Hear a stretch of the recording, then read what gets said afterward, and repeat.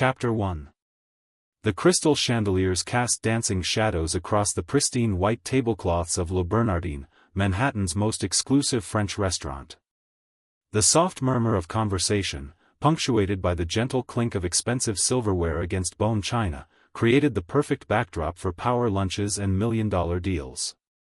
But in this moment, every sound seemed to fade into nothing as 34-year-old billionaire CEO Alexander Durden looked directly at the young black waitress standing beside his table, his voice cutting through the refined atmosphere like a blade. "She can't even read the menu," he said with cold dismissal, not bothering to lower his voice as his business associates chuckled uncomfortably. "How do you expect her to understand what we're ordering?" The woman, Celeste Morgan, stood perfectly still, her spine straight as a dancer's, her warm brown eyes never leaving his face. She held the leather-bound menu in hands that didn't tremble, despite the humiliation burning in her chest. Around them, other diners had begun to notice the commotion, their conversations dying as they turned to watch this public display of arrogance. Alexander leaned back in his chair, his piercing blue eyes cold as winter steel, completely confident in his assumption.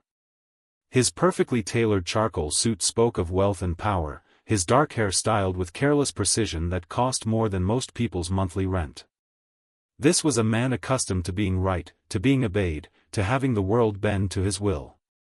But as Celeste lifted her chin slightly, something shifted in the air between them, something electric and dangerous and completely unexpected. "Permettez-moi de vous suggérer le bar avec une sauce au beurre blanc," she said, her voice like silk and honey, each French word perfectly pronounced with the subtle accent of someone who had learned the language from a native speaker. "C'est notre spécialité ce soir, et je pense que cela accompagnerait parfaitement votre arrogance." The silence that followed was absolute. Not a fork clinked, not a glass touched a table. Even the soft jazz music seemed to fade as every person in that dining room processed what had just happened. Alexander's face went through a series of expressions, shock, confusion, and something that looked almost like embarrassment, before settling into a mask of stunned silence. Celeste's translation came smooth and deliberate. "I suggested the striped base with a white butter sauce. It's our specialty tonight, and I think it would pair perfectly with your arrogance." Have you ever had a moment that shattered everything you thought you knew about someone, and yourself? One of those earth-shifting instances when the ground beneath your certainty simply disappeared?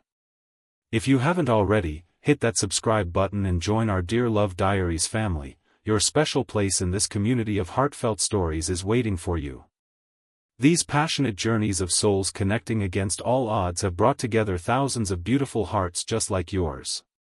Make sure you hit the bell too, so you'll know immediately when a new story unfolds in our diary of love. That's exactly what happened to Alexander Durden in that moment, though he was far too proud to admit it.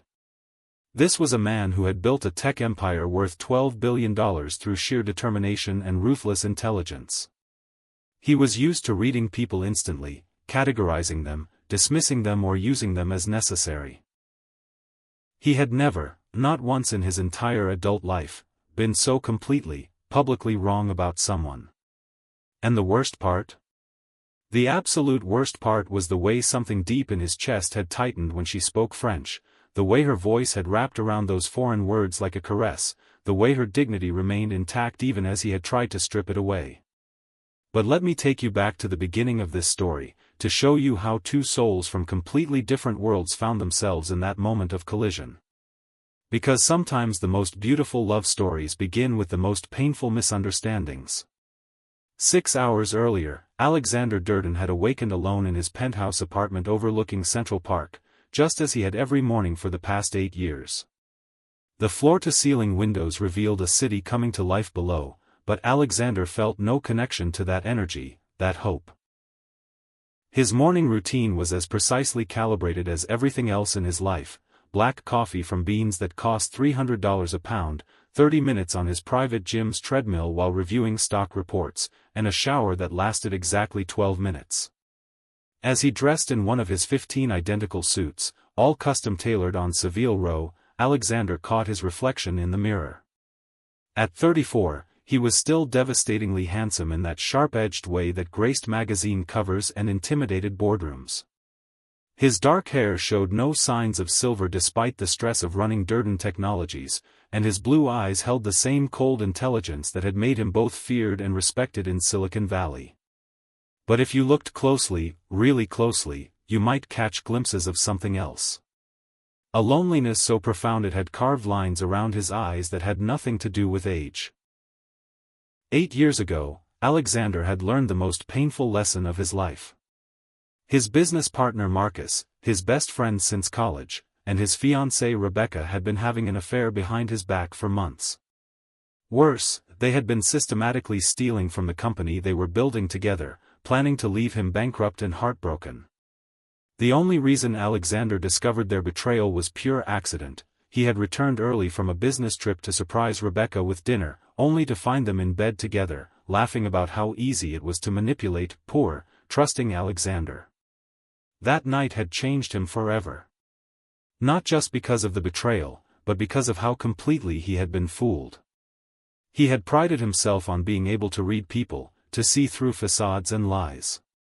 Yet the two people closest to him had played him for a fool. Never again, he had sworn. Never again would he allow himself to be vulnerable, to trust his judgment about someone's character, to believe that anyone could truly be different from what they appeared. Since then, Alexander had built walls around his heart that were higher and stronger than the towers of his corporate empire. He dated when necessary for business functions, but never seriously. He had friends, but kept them at arm's length. He had learned to judge people quickly and harshly, to assume the worst rather than hope for the best. It was safer that way. Lonelier, but safer. This morning was no different from the 1,000 mornings that had come before it. Alexander drank his coffee while reviewing quarterly reports, his mind already calculating risks and returns, strategies and contingencies. Today's lunch meeting at Le Bernardin was just another piece of business, a potential acquisition that could expand Durden Technologies into the European market. He had chosen the restaurant specifically because it was expensive and exclusive enough to impress his potential partners, and because the atmosphere was formal enough to maintain professional distance. As his driver navigated the Manhattan traffic, Alexander stared out the tinted windows at the people walking the sidewalks. Street vendors selling hot dogs to office workers, parents pushing strollers through the morning rush, students heading to classes with backpacks slung over their shoulders. He felt no connection to any of it. These were just people.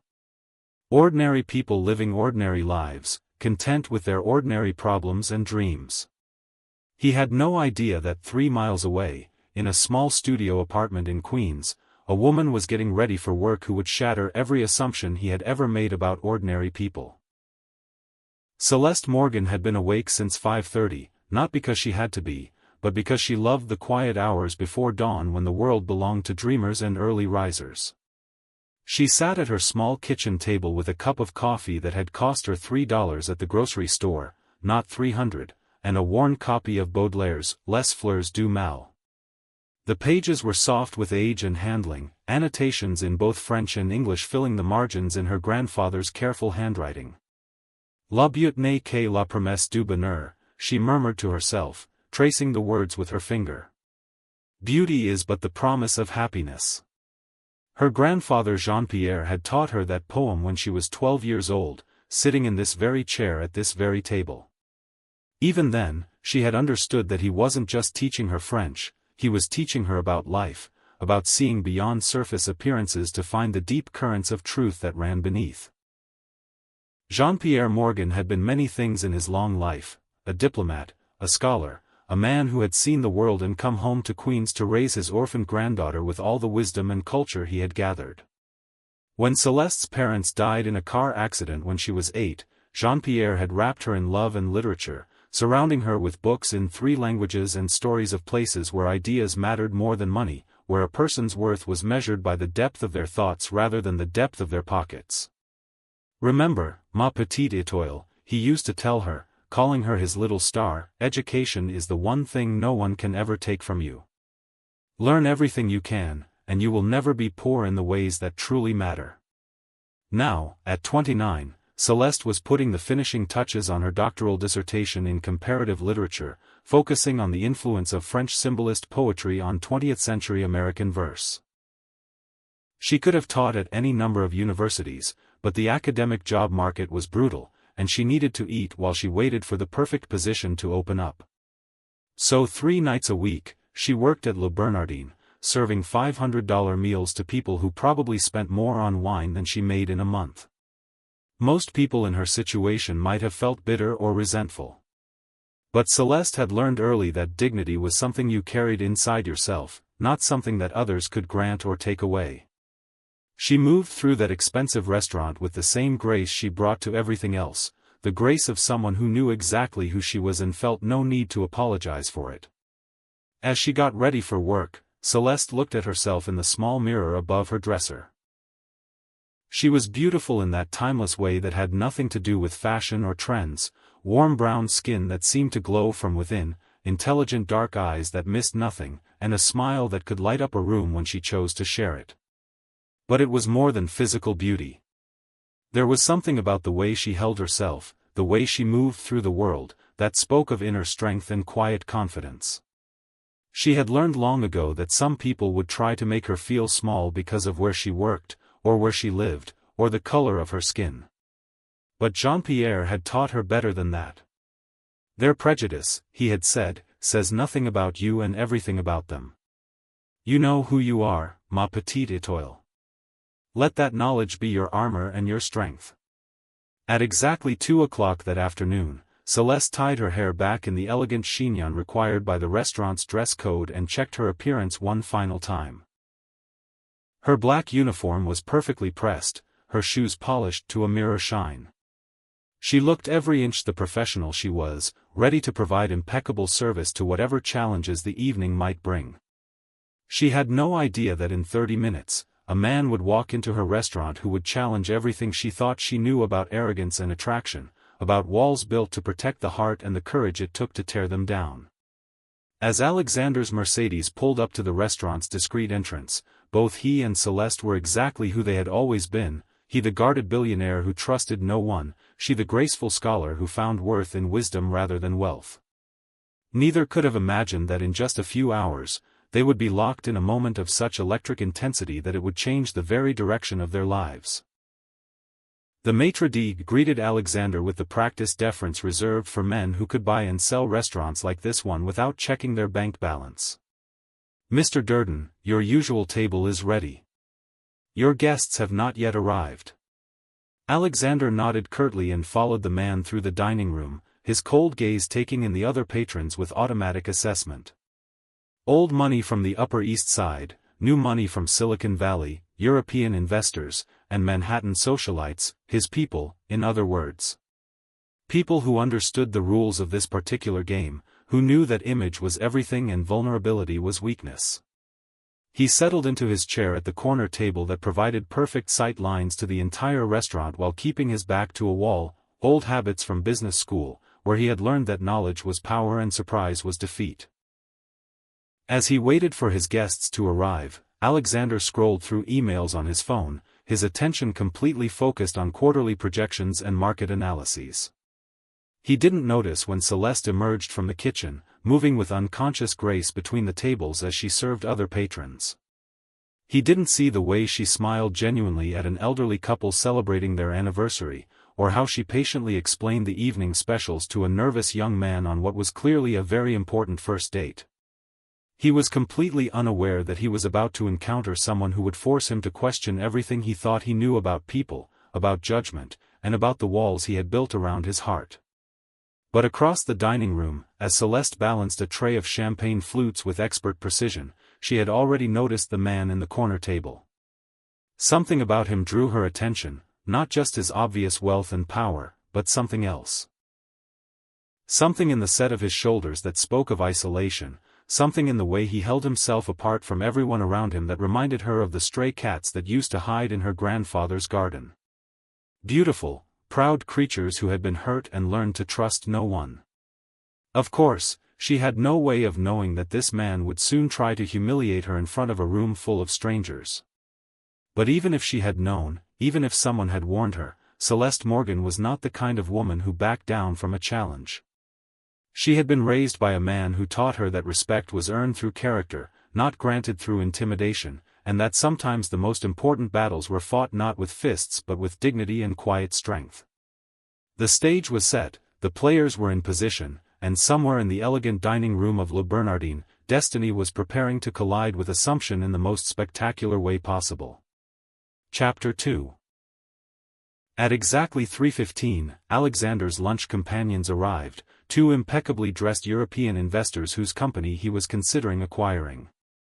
Hans Müller and Philippe Dubois were the kind of men Alexander understood perfectly, intelligent, ruthless, and completely focused on profit margins. They settled into their chairs with the casual confidence of people accustomed to making decisions worth hundreds of millions of dollars over lunch. "Alexander," Hans said in his crisp German accent, extending a hand that gripped with just the right amount of pressure. "Thank you for arranging this. I've heard exceptional things about this place." "Only the best for potential partners," Alexander replied smoothly, his business mask sliding into place with practiced ease. This was his element, the careful dance of negotiation, the subtle power plays, the constant evaluation of weakness and strength across a conference table disguised as a dining table. As they settled into preliminary discussions about market projections and regulatory challenges, none of the three men paid any attention to the staff moving efficiently around them. Servers were invisible to men like this, part of the background scenery that made their world run smoothly. They noticed the food when it was placed before them, the wine when it was poured, but the people providing these services might as well have been ghosts. It was Philippe who first signaled for service, raising his hand with the casual entitlement of someone who had never questioned whether his needs would be met. "We're ready to order," he announced to the dining room in general, not bothering to look at which server was approaching their table. Celeste had been assigned to their section 20 minutes earlier, and she approached with the professional smile she had perfected over 3 years of working in high-end restaurants. She had served men like this before, powerful, wealthy, completely convinced of their own importance. Most were simply indifferent to her existence, treating her as a service mechanism rather than a person. A few were actively condescending. Very rarely, one would be genuinely kind. As she drew closer to the table, Celeste found herself studying the man who was clearly the host. Alexander Durden, she had heard the maitre d' use his name, was undeniably striking. There was something almost magnetic about the way he commanded space, the way his very presence seemed to shift the energy of the room around him. His face was sharp-featured and intelligent, with those startling blue eyes that seemed to see everything and give away nothing. But there was something else, something that made her steps slow slightly as she approached. In the brief moments when he thought no one was watching, when his business mask slipped just a fraction, she caught glimpses of something that looked almost like loneliness. It was there in the way he held his shoulders just a little too rigid, in the careful distance he maintained even from his companions, in the way his fingers drummed against the table as if he was always ready to leave. "Good evening, gentlemen," Celeste said as she reached their table, her voice carrying the warm professionalism that made her one of the restaurant's most requested servers. "I'm Celeste, and I'll be taking care of you this evening.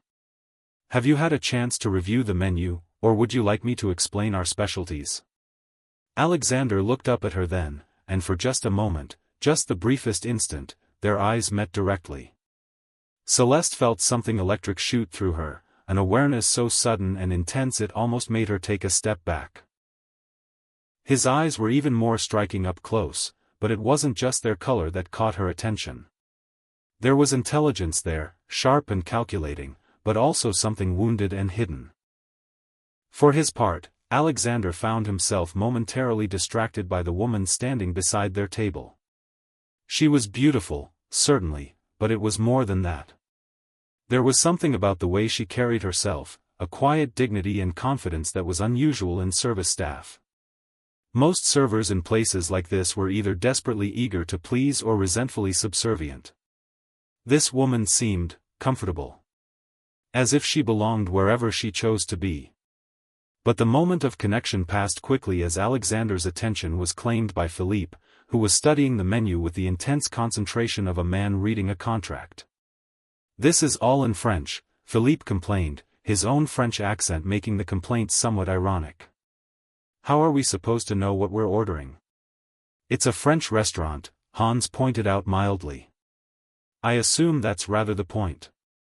Alexander picked up his menu, scanning the elegant script with growing irritation.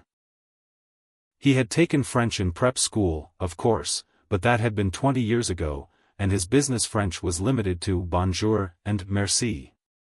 The descriptions were elaborate and poetic, full of culinary terms he didn't recognize.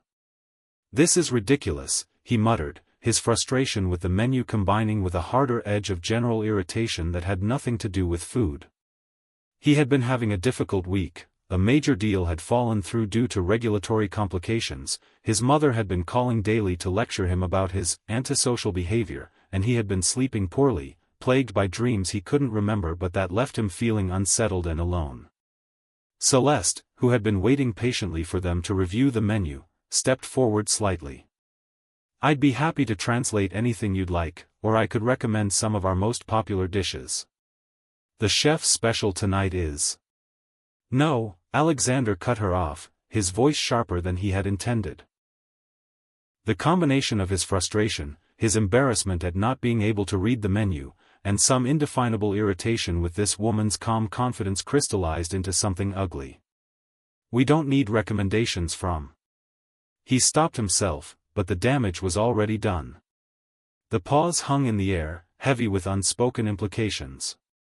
Philippe and Hans shifted uncomfortably in their chairs, recognizing the tension but not understanding its source. Celeste stood perfectly still, her professional smile never wavering even as she understood exactly what he had been about to say. She had heard it before, in a dozen different variations. "We don't need recommendations from someone like you. We don't need help from the help. We don't need advice from someone who clearly doesn't belong here." The silence stretched for several long seconds, during which Alexander found himself staring at this woman who refused to look away, refused to be intimidated, refused to give him the reaction he was unconsciously expecting. There was no hurt in her eyes, no anger, no submission. Just a steady, calm assessment that made him feel suddenly and uncomfortably exposed. It was Philippe who finally broke the tension, though he made it infinitely worse.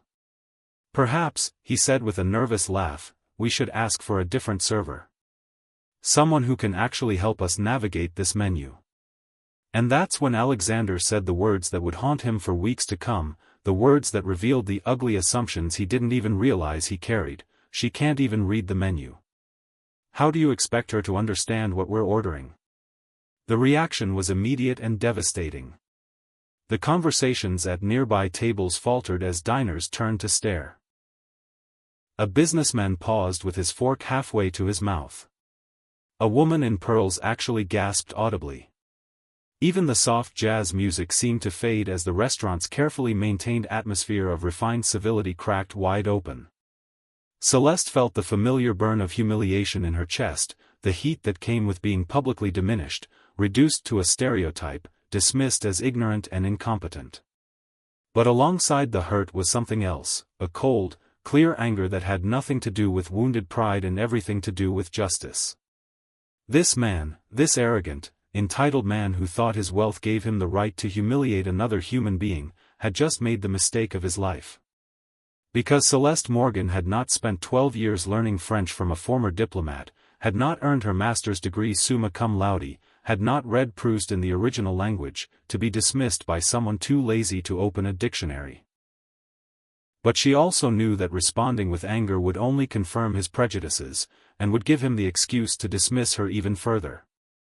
No, this required something more precise, more devastating, more perfectly calculated to expose his assumptions for what they truly were.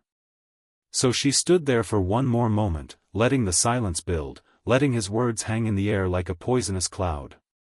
And then, in a voice that carried to every corner of the dining room, clear and melodious and perfectly, beautifully French, she said: "Permettez-moi de vous suggérer le bar avec une sauce au beurre blanc."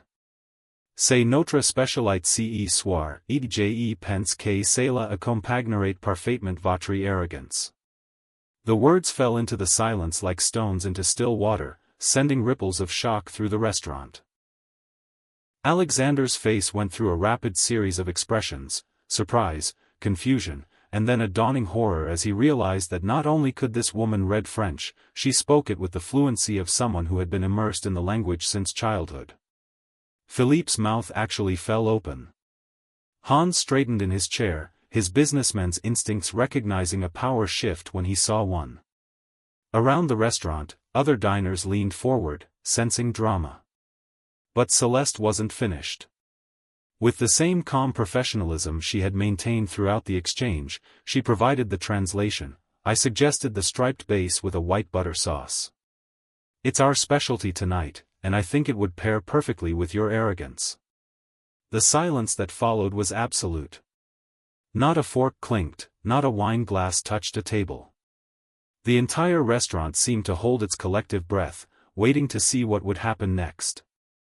Alexander stared at her, his mind reeling. In 34 years of life, he could count on one hand the number of times he had been so completely, so publicly, so devastatingly wrong about someone. The assumptions he had made about her education, her intelligence, her worth as a human being lay shattered around him like broken glass. But it was more than just being wrong. There was something about the way she had responded, with such controlled dignity and precise intelligence, that reached past his business armor and touched something deep in his chest. She hadn't screamed or cursed or walked away.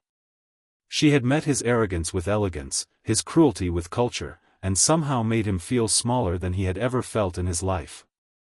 And underneath the embarrassment and shock, something else was stirring.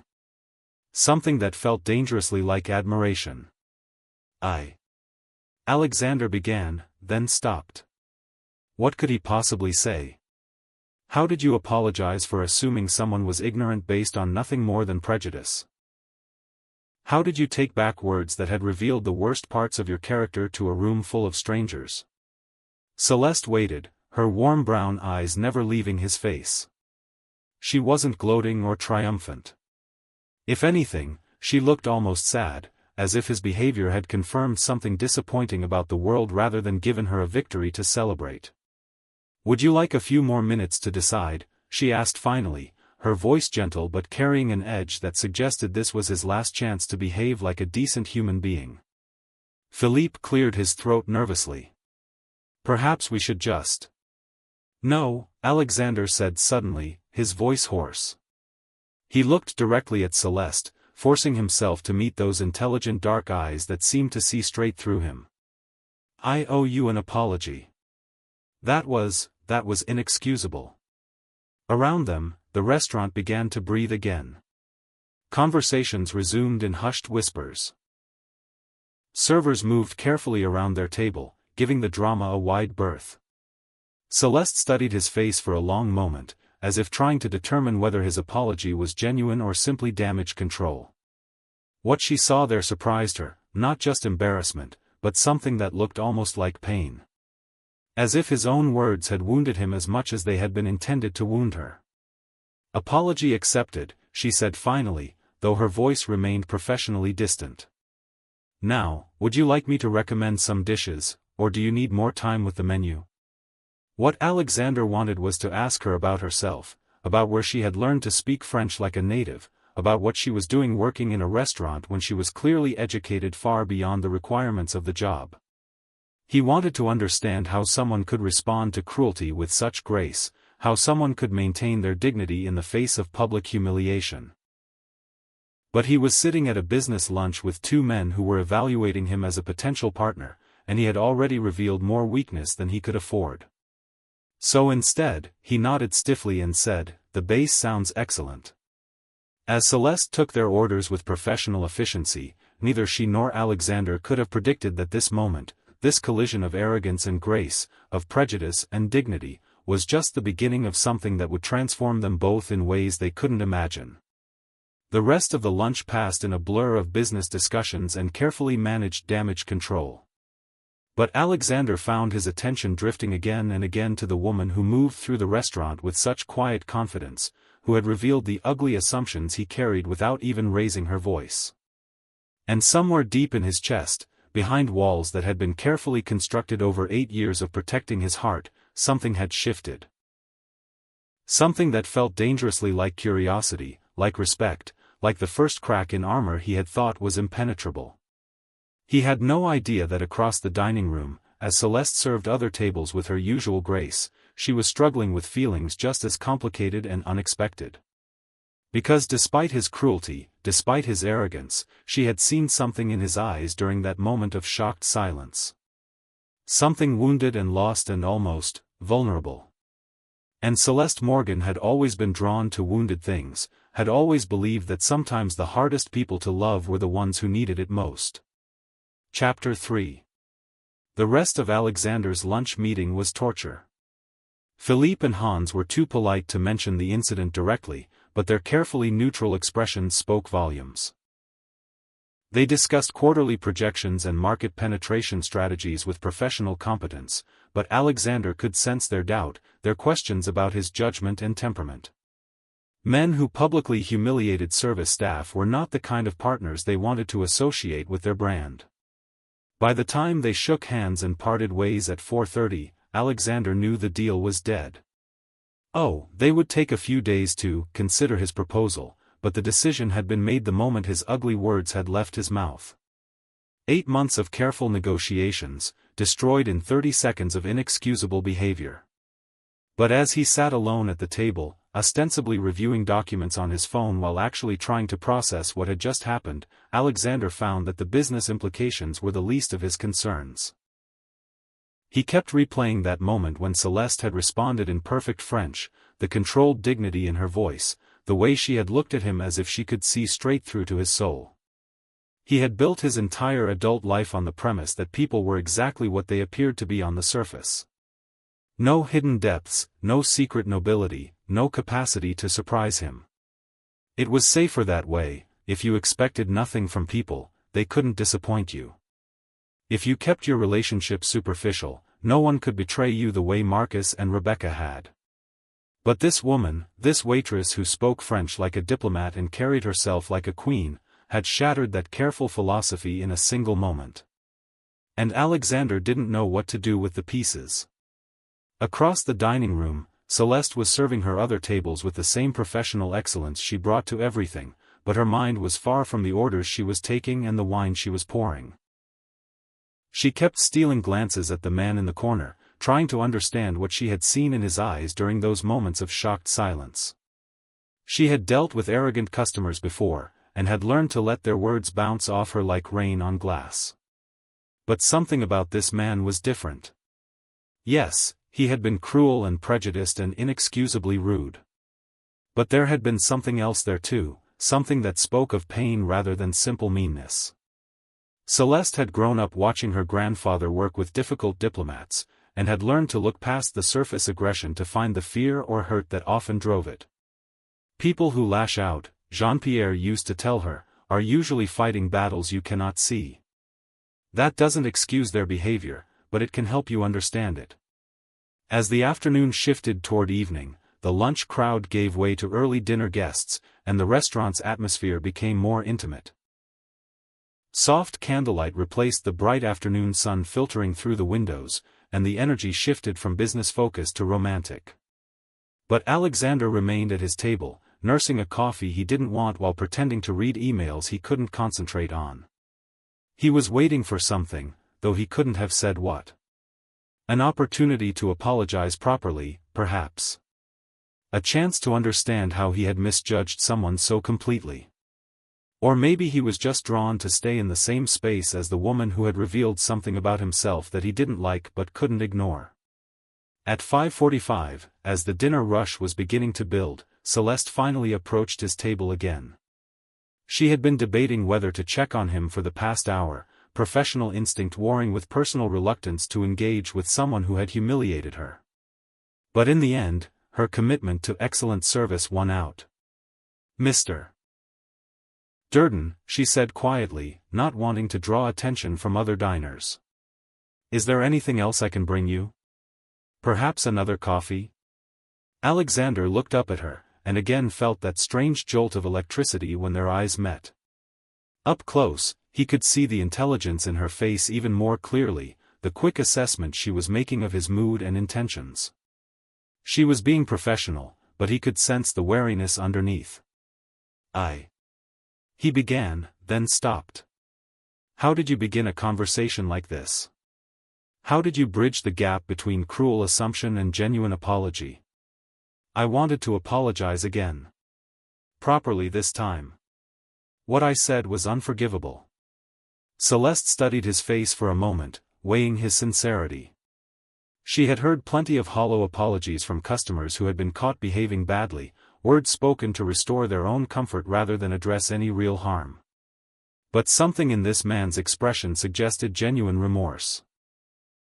"Thank you," she said simply. "I appreciate that." Alexander nodded, expecting her to walk away, to return to her other responsibilities. Instead, she hesitated, as if she wanted to say something more. "Can I ask you something?" he said suddenly, the question escaping before he could stop himself. Celeste glanced around the dining room, making sure her other tables were taken care of, then looked back at him. "What would you like to know? Where did you learn French? You speak it like..." He paused, searching for the right words. "Like someone who grew up with it."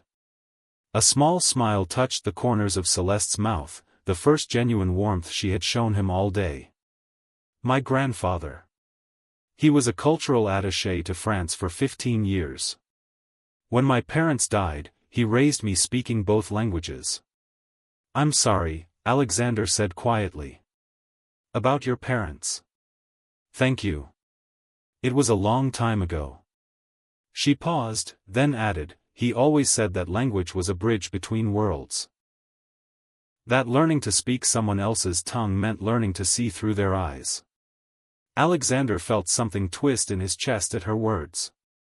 What world was I seeing from today? The question hung between them, heavy with implications. Celeste could have said something cutting, could have used this opportunity to make him feel worse about his behavior. Instead, she seemed to consider her words carefully.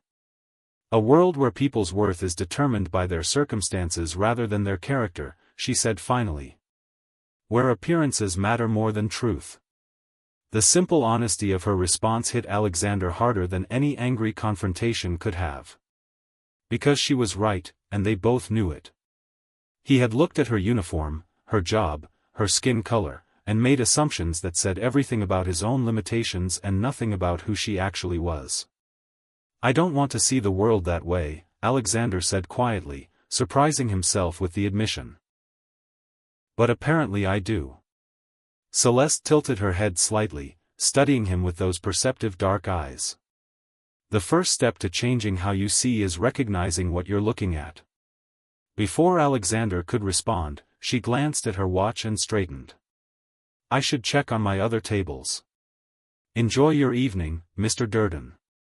As she walked away, Alexander found himself watching the graceful way she moved between tables, the genuine warmth in her voice as she chatted with an elderly couple, the patient way she explained the wine list to a nervous young man on what was clearly an important date. Everything about her contradicted his initial assumptions, and everything about his initial assumptions shamed him. He sat there for another 20 minutes, pretending to work while actually trying to understand what was happening to him. He had spent 8 years building walls around his heart, protecting himself from exactly this kind of discomfort. Yet this woman had reached past those walls with nothing more than dignity and intelligence, making him question not just his behavior but the entire framework through which he viewed the world. Finally, Alexander called for his check, paid with a tip that was generous enough to be noticed but not so large as to feel like guilt money, and prepared to leave. But as he stood to go, he found himself walking not toward the exit, but toward the small alcove near the kitchen where he had seen Celeste reading during what must have been her break earlier. She was there now, sitting at a small table with a worn paperback book open in front of her. Even from a distance, he could see it was in French, Les Fleurs du Mal, by Baudelaire. She was making notes in the margins with a pencil, completely absorbed in whatever passage had caught her attention. Alexander stood there for a moment, struck by the incongruity of the scene. Here was a woman reading French poetry during her dinner break, analyzing it with the intensity of a scholar, surrounded by the controlled chaos of a busy restaurant kitchen. Who was she? What was her story? What dreams was she chasing while serving $500 dinners to people who couldn't see past her uniform? Baudelaire, he said softly, not wanting to startle her. Celeste looked up, surprise flickering across her face when she saw him standing there. Yes. Spleen et ideal. I'm working on something, and this particular passage. She trailed off, closing the book slightly. Did you need something, Mr. Durden? Alexander gestured toward the empty chair across from her. May I? She hesitated for a moment, then nodded. As he sat down, Alexander noticed the careful way she closed the book, protecting her private space even while granting him access to it. What are you working on? He asked, genuinely curious. My doctoral dissertation, Celeste replied, watching his face carefully for his reaction. Comparative literature. The influence of French symbolist poetry on 20th-century American verse. Alexander felt another piece of his assumptions crumble. You're getting your PhD? Finishing it, actually. Defense is in 6 months. She paused, then added with a slight edge to her voice, I know it must be hard to believe that someone who can't even read the menu might be pursuing advanced degrees. The words stung because they were accurate. I deserved that, Alexander said quietly. I deserved much worse than that. Something in his tone made Celeste look at him more closely.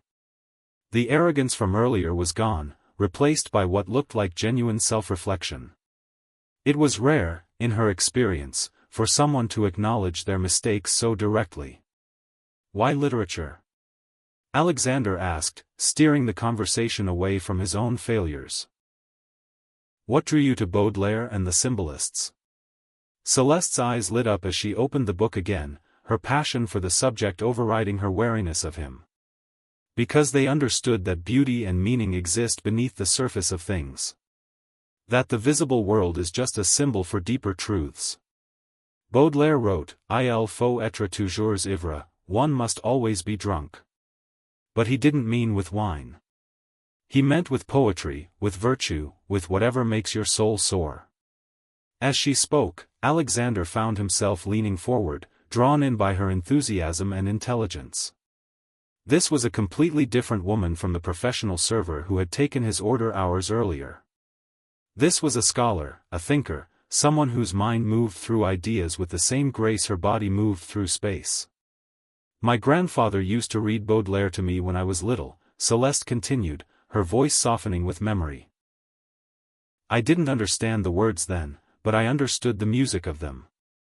The way language could transform reality, make something beautiful out of something painful. Your grandfather sounds like a remarkable man, Alexander said. He was. He taught me that education wasn't about proving you were better than other people, but about becoming more yourself. More capable of seeing beauty, understanding complexity, connecting with others across the barriers of language and culture. She paused, then looked directly at him. He also taught me that people often reveal more about themselves in their cruelty than in their kindness. Alexander felt the words hit their target. And what did I reveal about myself today? Celeste was quiet for a long moment, considering her answer.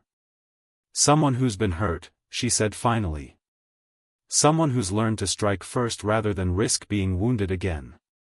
The accuracy of her assessment took Alexander's breath away. How had she seen through his armor so clearly? How had she understood, in the span of a single afternoon, what therapists and business associates had failed to grasp in years? You're very perceptive, he said, his voice rougher than he intended. I've had good teachers.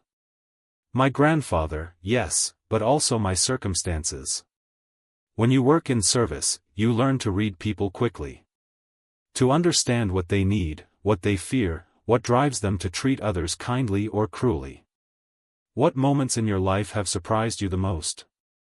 Share your stories in the comments. This community loves hearing about those unexpected encounters that changed everything. Alexander looked around the small alcove, suddenly aware of how surreal this conversation was.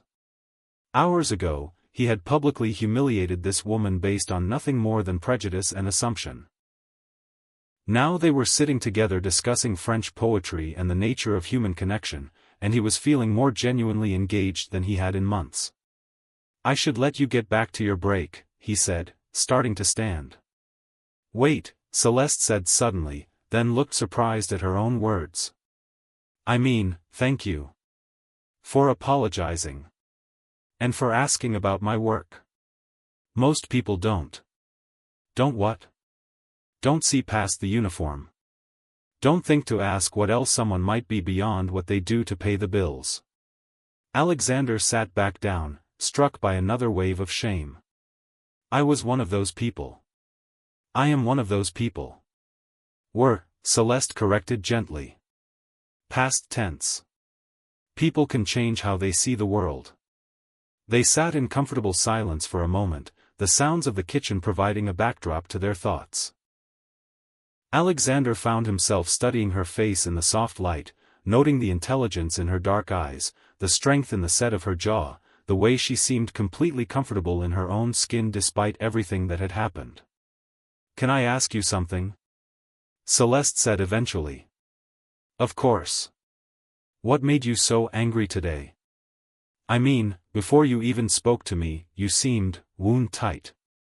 Like you were looking for a fight." Alexander considered deflecting, giving her some safe, surface answer about business stress or long days. But something about her directness, her willingness to engage with uncomfortable truths, made him want to match her honesty. "I lost a major deal today," he said.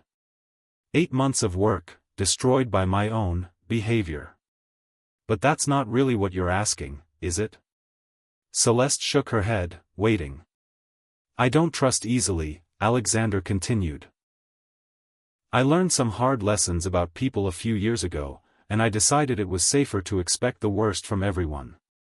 Today you proved that approach wrong, and it's unsettling." "What lessons?" Celeste asked gently. Alexander found himself telling her about Marcus and Rebecca, about the betrayal that had shaped his approach to relationships for 8 years.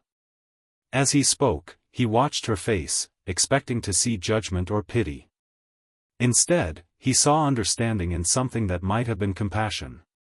"That must have been devastating," she said when he finished. "To lose your business partner and your fiancé at the same time." "It was.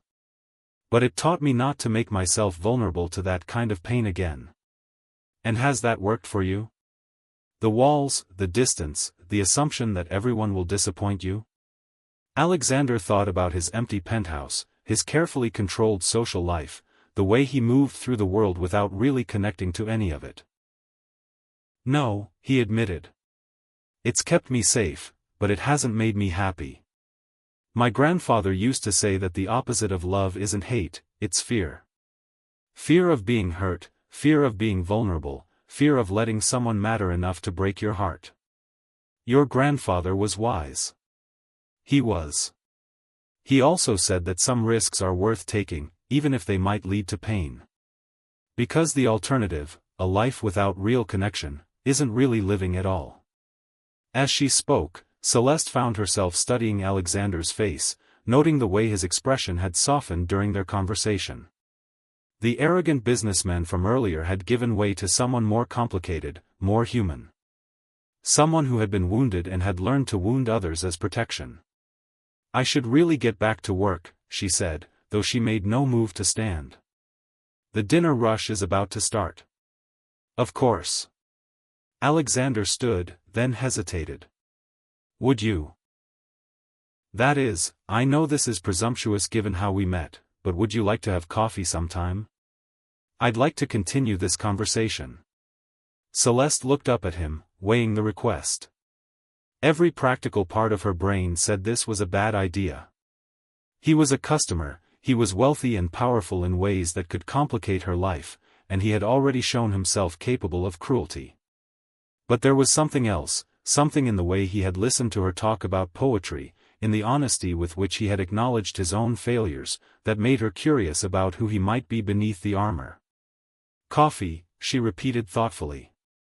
Not dinner at some impossibly expensive restaurant where you can show off your wealth. Coffee, Alexander confirmed.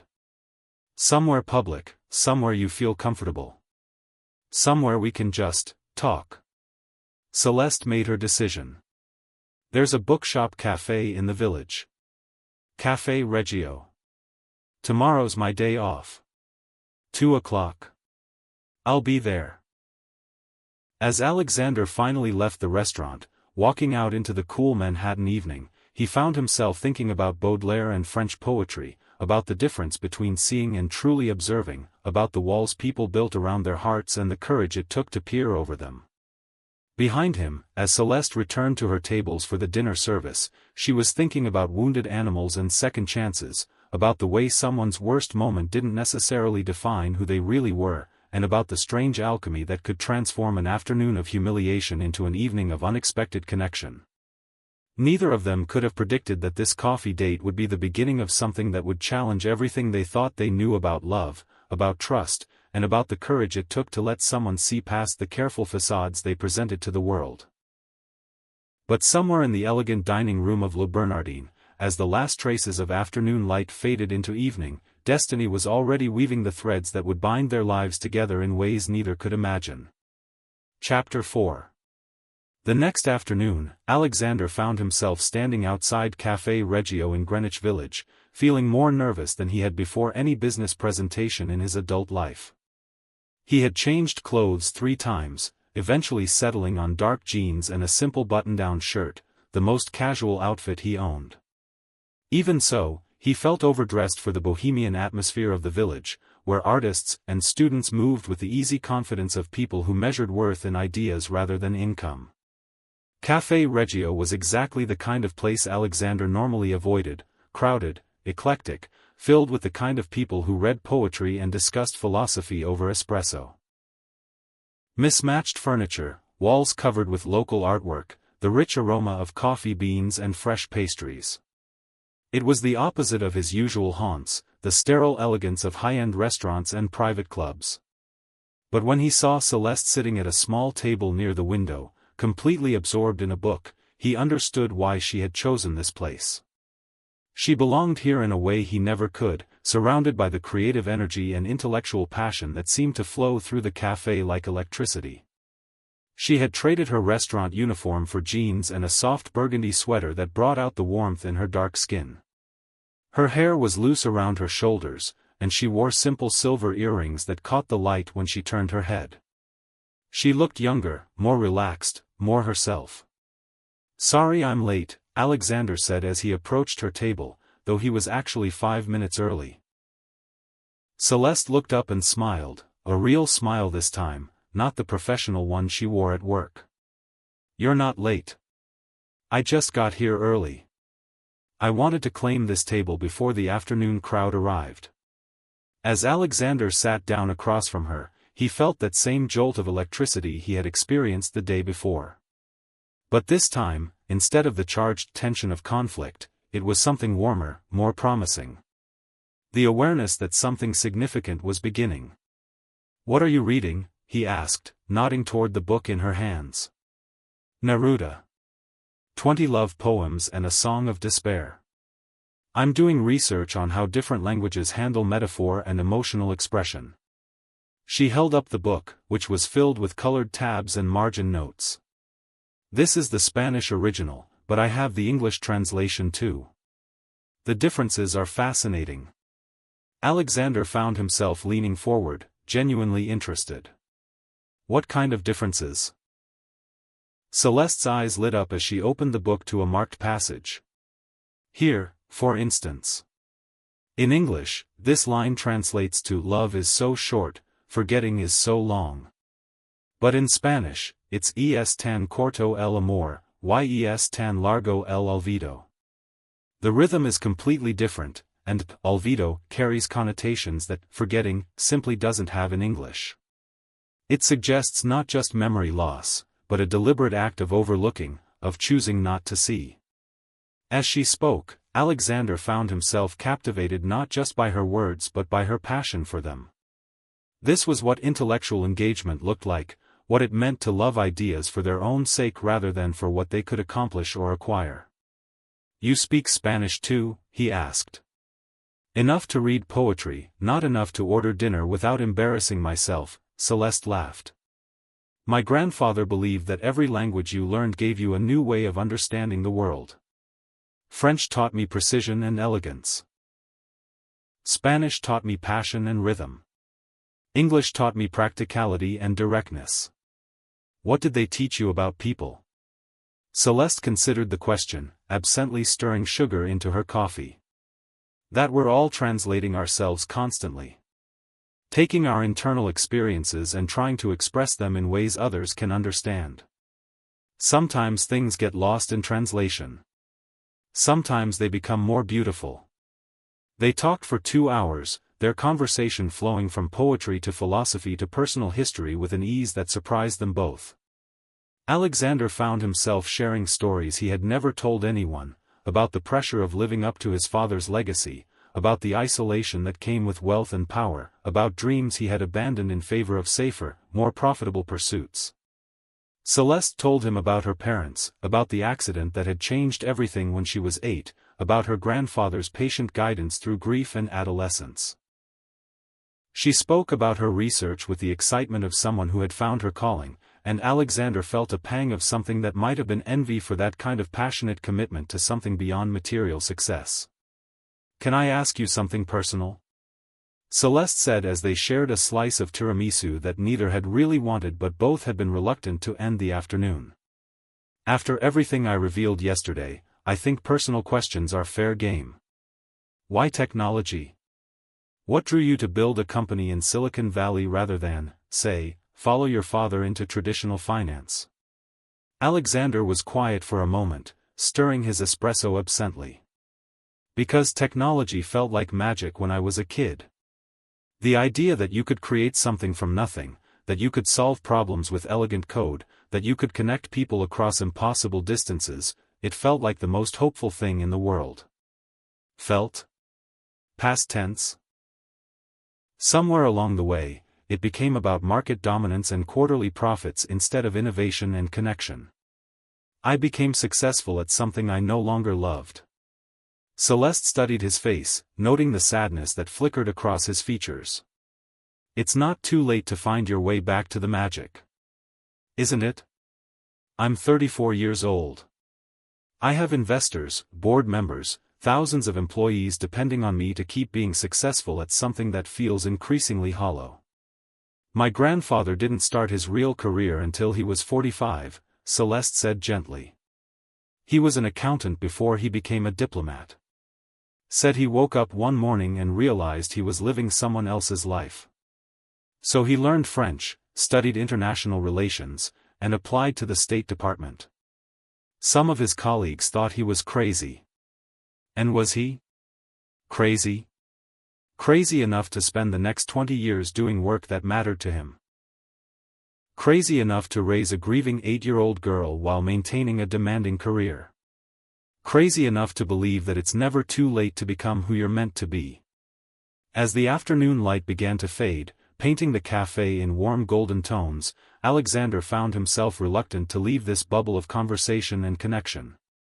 When was the last time he had talked to someone about ideas rather than business strategies?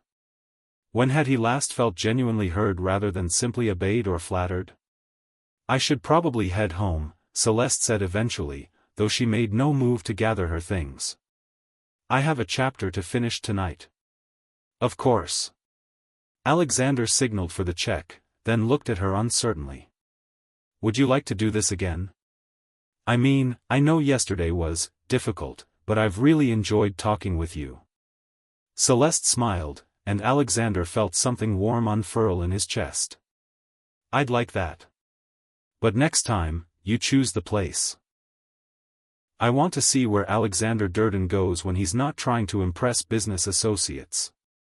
As they walked out of the cafe together, moving slowly through the village streets as evening settled over the city. Neither of them noticed the photographer across the street capturing their easy intimacy, their obvious absorption in each other's company. Neither of them saw the telephoto lens that caught Alexander's hand lightly touching Celeste's lower back as he guided her around a puddle, or the way she looked up at him with genuine affection.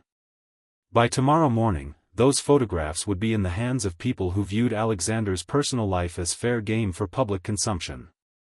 People who saw his interest in a restaurant server as either a momentary slumming adventure or a serious lapse in judgment that could affect his business reputation. But for now, walking through the Greenwich Village twilight, discussing the differences between Baudelaire and Neruda while sharing an umbrella that had appeared from nowhere when the evening rain began, Alexander and Celeste were simply two people discovering that sometimes the most unexpected connections were also the most profound. 3 days later, Alexander woke to 17 missed calls from his publicist, 43 unread text messages, and a tabloid headline that made his blood run cold: "Tech billionaire's new love, slumming with the help." The photographs were there in brutal clarity, him and Celeste leaving the cafe, sharing the umbrella, looking for all the world like two people falling in love. Which, Alexander realized with a shock, might not be far from the truth. But in the context of the article, their connection was reduced to crude speculation about his motives and her intentions. His phone rang as he was staring at the pictures, trying to process how something so private had become so public. "Alexander, thank God," came his publicist Sandra's voice. "We need to do damage control immediately. The morning show are calling, business journals want statements, and your board is already asking questions." Damage control for what? Having coffee with someone? Having coffee with a restaurant server 3 days after you were seen arguing with her publicly. The narrative is either that you're having some kind of midlife crisis, or that she's trying to capitalize on your wealth, or both. Neither is good for your image. Alexander closed his eyes, thinking about Celeste's face when she talked about poetry, the intelligence in her voice, the dignity with which she had handled his cruelty. She's getting her PhD in comparative literature. She's not just a restaurant server. That's not the point, and you know it. The optics are terrible. A billionaire CEO romantically involved with someone from the service industry? It raises questions about your judgment, your reliability, your fitness to lead a major corporation. Since when is who I have coffee with a measure of my fitness to run my own company? Since you became a public figure whose decisions affect thousands of jobs and billions in market value. Alexander, you need to end this now, cleanly, before it becomes a bigger story. As Sandra continued talking about crisis management and reputation protection, Alexander found himself thinking about Celeste's words about translation, about how things could be lost or transformed when moved from one context to another. Their afternoon of genuine connection had been translated into a scandal, their intellectual intimacy reframed as either exploitation or social climbing.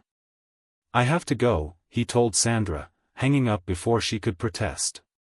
His next call was to Theo Allen, his business partner and closest thing to a friend. Theo had been with Durden Technologies since the beginning, had helped Alexander rebuild after the Marcus and Rebecca betrayal, had earned the right to speak honestly about Alexander's decisions. "I saw the photos," Theo said without preamble when he answered. "Sophie thinks they're sweet, but I'm worried about the business implications." "Not you too. Alexander, I'm not questioning your right to date whoever you want. But the timing is terrible. We're in the middle of negotiations with 3 major clients, the European deal just fell through, and now there are questions about your focus and judgment. The board is already nervous about your leadership style." Alexander sank into his leather desk chair, staring out at the city that suddenly felt hostile and intrusive. "My leadership style? Come on, you know there have been complaints. The way you steamroll over opposition, the assumption that everyone else's ideas are inferior to yours. This situation with the waitress, Celeste, is it? It's being framed as another example of that arrogance. She has a name. And she's brilliant, Theo.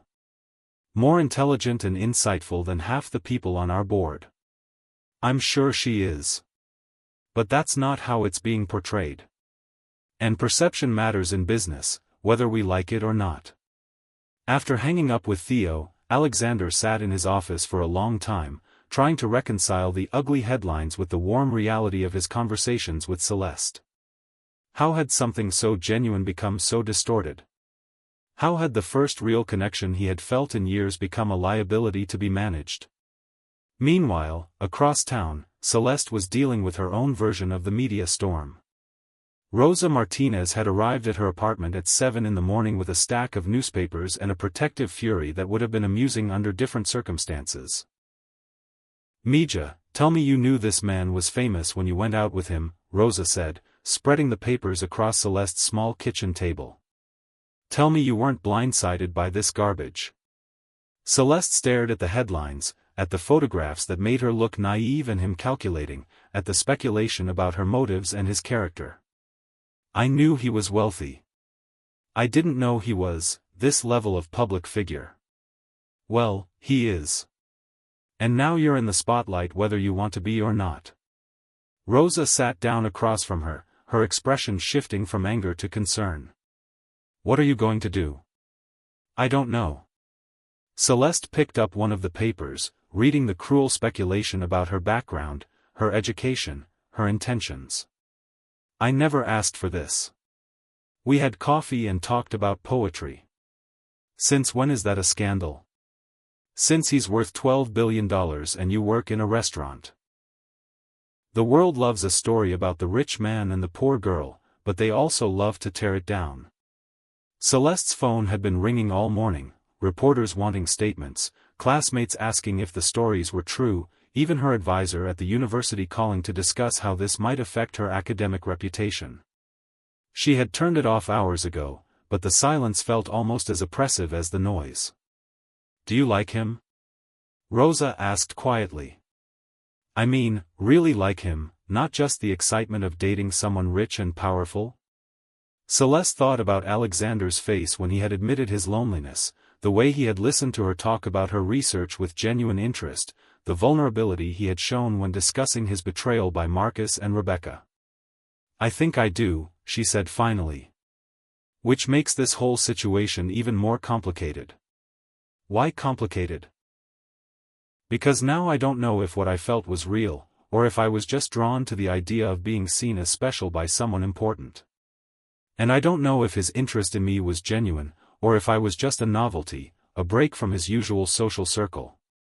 Rosa reached across the table and took her hand. "Celeste, I've known you since you started working at the restaurant. You don't care about money or status. You've turned down dates with wealthy men before because they bored you. If you like this guy, it's because of who he is, not what he has. But what if he doesn't see it that way? What if all this media attention makes him think I was using him somehow? Then he's not as smart as you thought he was. Have you ever felt judged for who you chose to love? Your experiences matter to our community. Share how you overcame those challenges in the comments." That evening, as Alexander sat in his penthouse trying to decide whether to call Celeste or protect them both by staying away, his mother Eleanor called.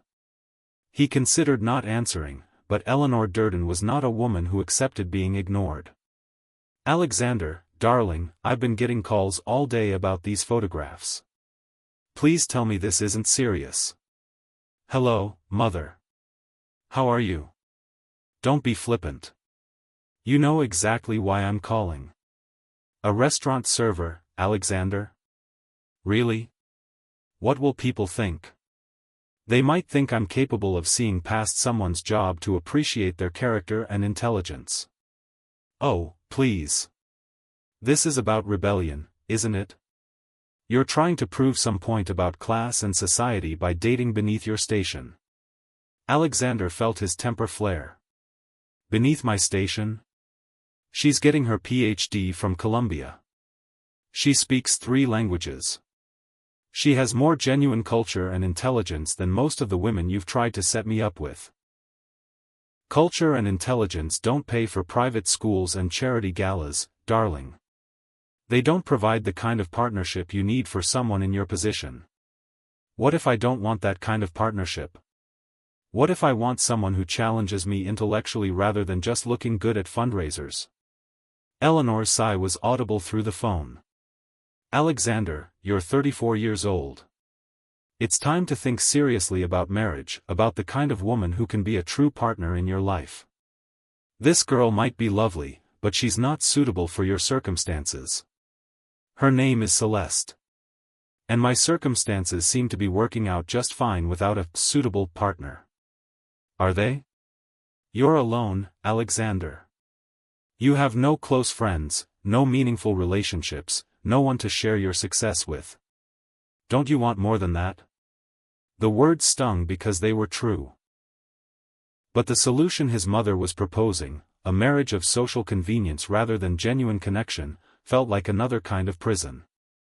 After his mother hung up, Alexander found himself thinking about Celeste's words about translation, about how meaning could be lost or transformed when moving from one context to another.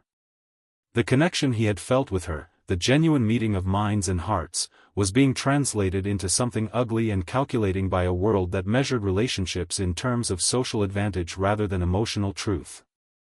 But as he sat there in his empty penthouse, surrounded by all the trappings of success that felt increasingly hollow, Alexander realized something crucial. He didn't want to lose what he had found with Celeste, no matter what the cost to his public image or business reputation.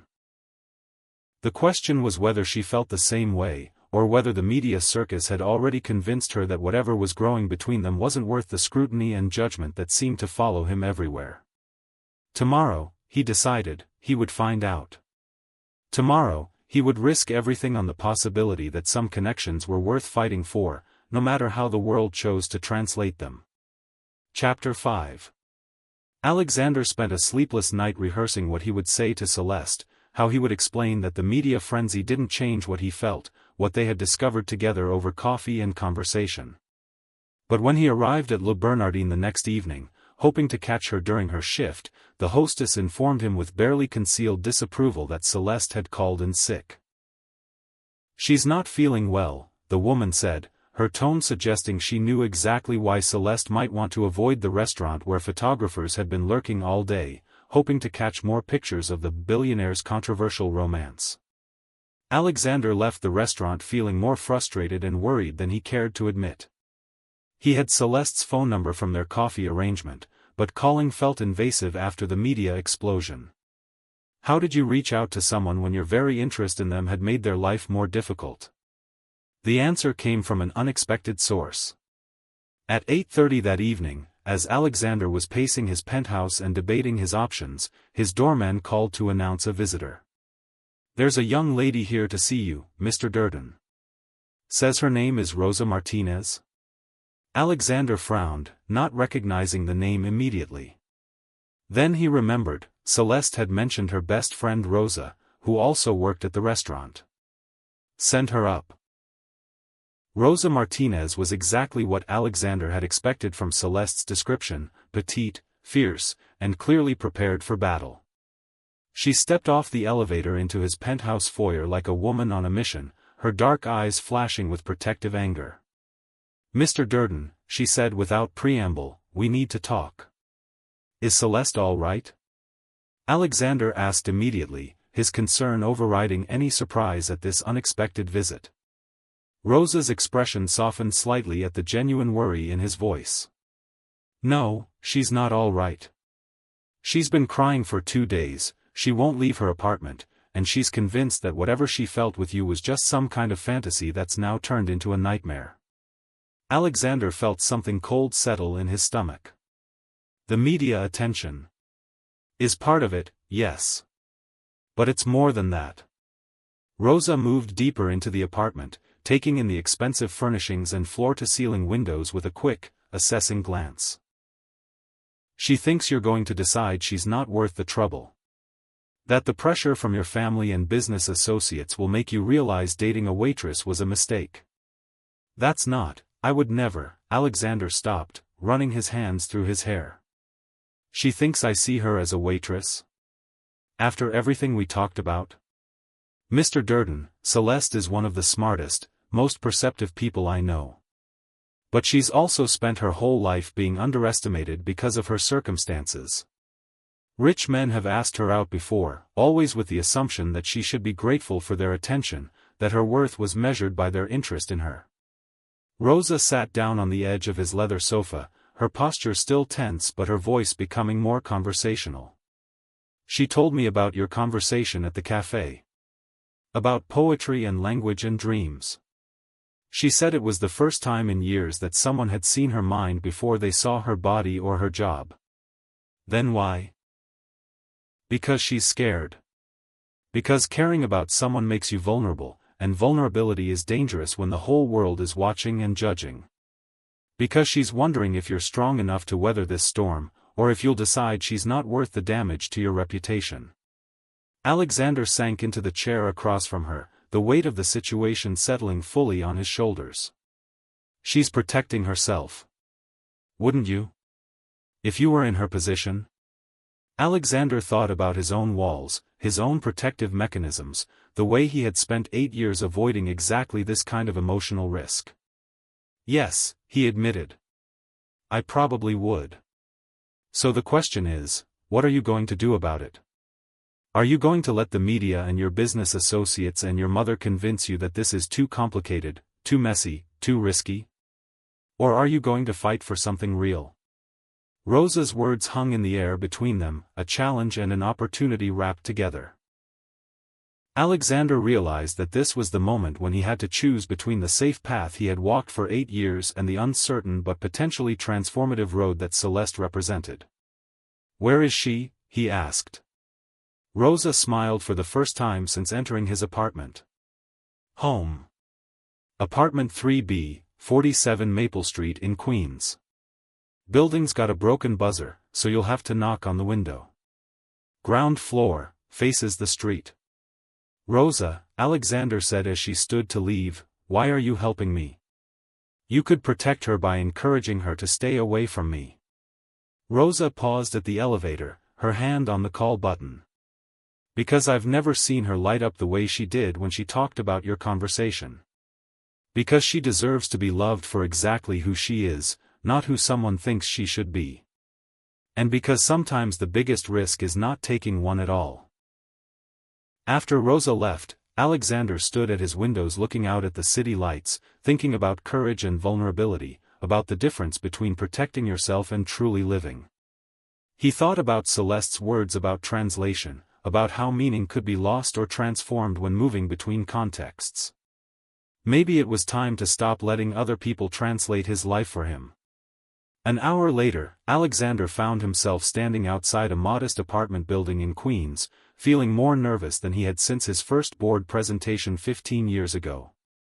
The neighborhood was quiet, tree-lined, the kind of place where people knew their neighbors and children played on the sidewalks. It was as far from his penthouse world as he could imagine, but somehow it felt more real, more alive. The window Rosa had mentioned faced the street, warm light glowing behind thin curtains. Alexander could see the silhouette of someone moving inside, and his heart rate picked up as he realized it was Celeste. Taking a deep breath, he approached the window and knocked gently. The movement inside stopped. Then the curtains parted slightly, and Celeste's face appeared, her eyes widening in shock when she saw him standing there. For a moment, they just looked at each other through the glass. Alexander could see that she had been crying, could see the vulnerability and uncertainty in her expression. But he could also see something else, a flicker of hope that she was trying very hard to suppress. Celeste disappeared from the window, and Alexander heard the sound of locks turning. When the door opened, she stood there in jeans and an oversized sweater, her hair pulled back in a messy bun, looking more beautiful than any woman he had ever seen. "What are you doing here?" she asked quietly. "Rosa came to see me. She said you've been crying for 2 days and think I'm going to decide you're not worth the trouble."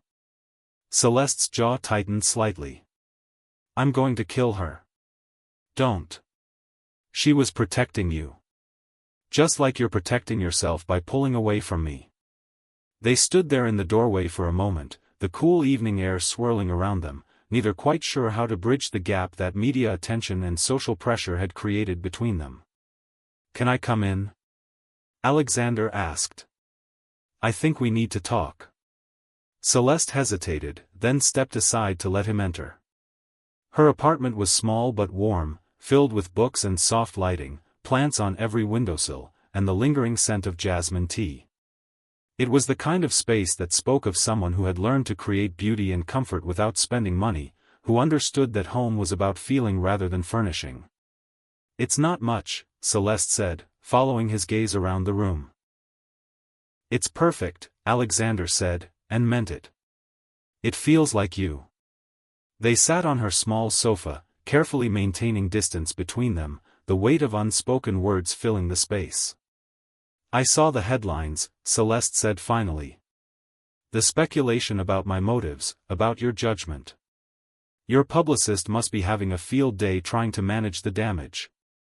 I fired my publicist, Alexander said quietly. Celeste's eyes widened. You what? This morning. Sandra wanted me to issue a statement distancing myself from you, claiming our coffee date was a misunderstanding blown out of proportion by the media. I told her she was fired and to have her things cleared out by noon. Alexander, you can't do that.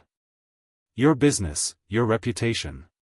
Will survive just fine without a publicist who thinks the most interesting person I've met in years is a liability to be managed.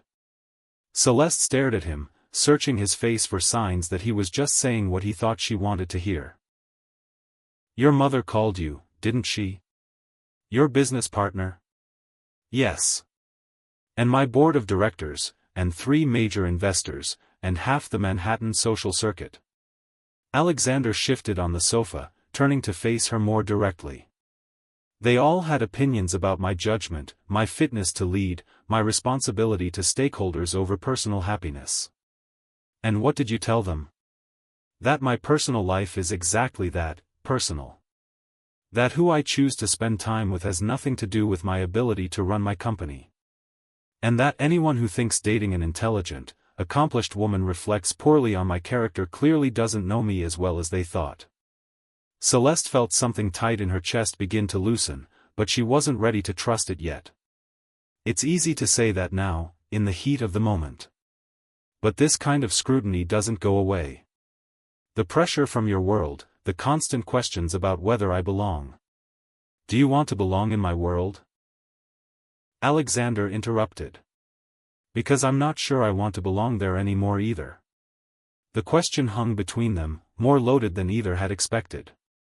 Celeste looked around her small apartment, thinking about the choices that had brought her here, the compromises she had made, the dreams she was still chasing. I don't know, she said honestly. I've worked so hard to build my own life, to become someone who doesn't need anyone else's approval or support. The idea of being seen as someone's girlfriend first, scholar second, it terrifies me.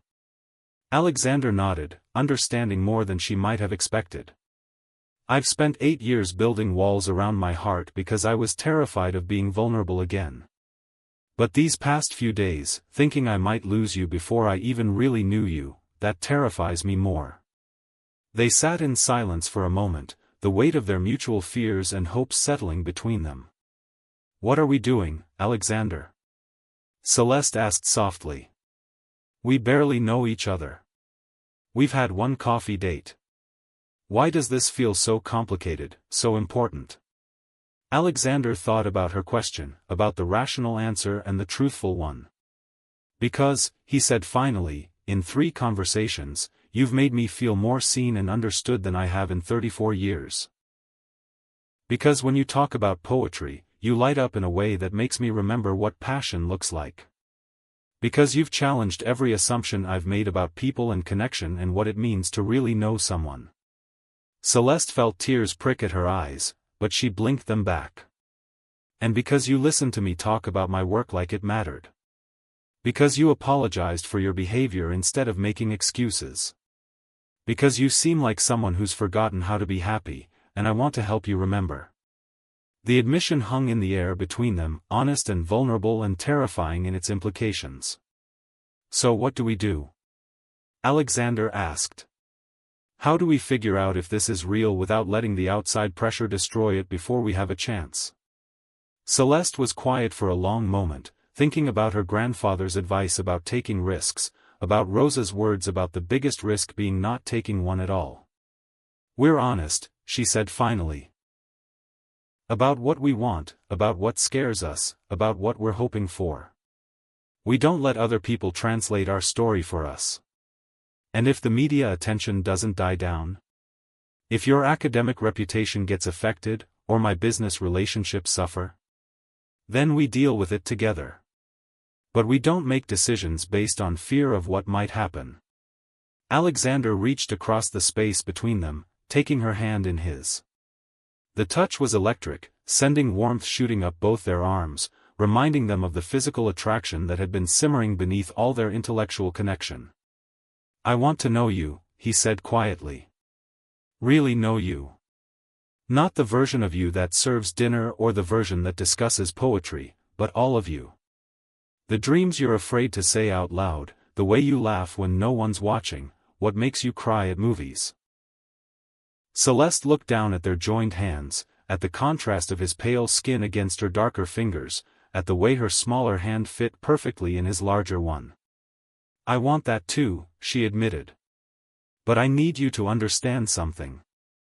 I'm not looking for someone to rescue me or improve my circumstances. I don't need your money or your connections or your social status.